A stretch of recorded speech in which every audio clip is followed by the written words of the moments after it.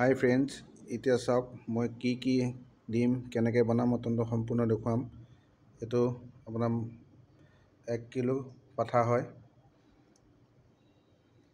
এয়া পিঁয়াজ এটা ডাঙৰ চাইজৰ এটা, বিলাহী, আদা নহৰু পেষ্ট ইয়াতে পিছা, আৰু এয়া শুকান জলকীয়া, তেজপাত, জিৰা।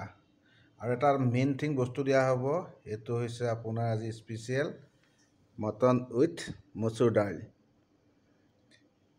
চাব, দেখুৱাই আছোঁ মই কি কৰোঁ।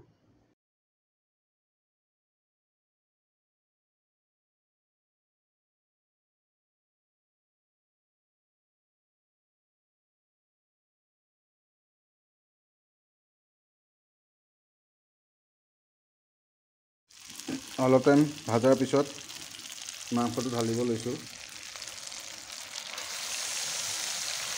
মাংস ঢালা হ'ল,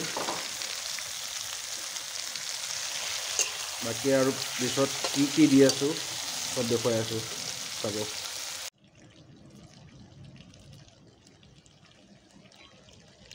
এতিয়া মেইন বস্তুটো দিয়া টাইম আহিছে। অলপ ভাজিলোঁ মাংসটো, ভাজাৰ পিছত অলপ পানী ওলোৱাৰ পিছত আমি তিয়াই থোৱা মচুৰ দালিটো ঢালি দিম। বেছি নহয়, কাৰণ ইয়াত অলপ পিঁয়াজটো কমাই দিয়া হৈছে। আৰু মচুৰ দালিটো এটা কাৰণে দিয়া হয়, গ্ৰেভিটো ভাল হয় আৰু ফ্লেভাৰটো এটা বেলেগ আহে।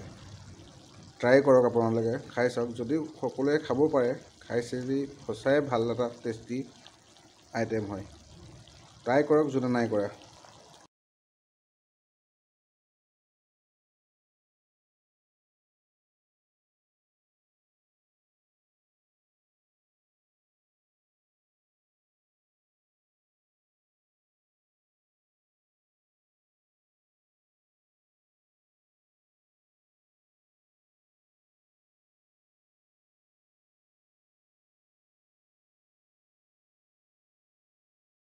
এতিয়া দিয়া হ'ব এইটো বনাই থোৱা পেষ্টটো। এইটো পেষ্টটো অকল জিৰা, জালুক আৰু অলপ গৰম মছলা, তাতে হালধি সকলো আছে, বাকী বেলেগ মছলা নাই। আৰু এই আইটেমটোত আমাৰ যিবিলাক লোকেল বস্তু সেইটোৱে বেষ্ট। জিৰা জালুকটো মিক্সিত মাৰি লোৱা হৈছে, তাত হালধি দিয়া হৈছে, প্লাছ আদা এটা ফ্লেভাৰত বনোৱা হ'ব। এইটো চাই থাকক।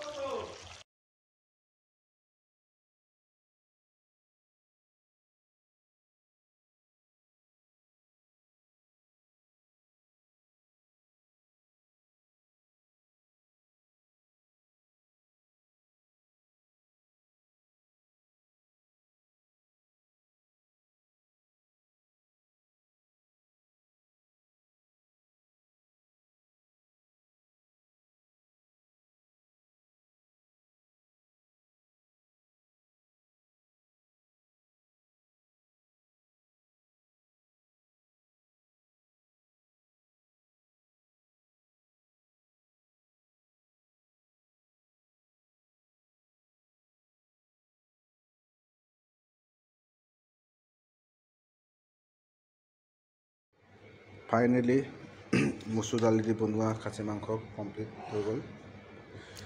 এতিয়া আমি ৰুটি সৈতে খাম। একদম কিমান টেষ্টিটো ক'বই নোৱাৰোঁ। আৰু আপোনালোকে এদিন ট্ৰাই কৰক,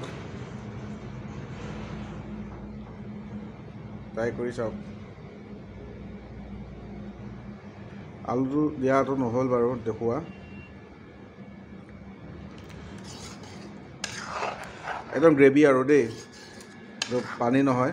তাৰ মচুৰ দালিটো ভাঙি যোৱালৈ গ্ৰেভি হ'ব এটা।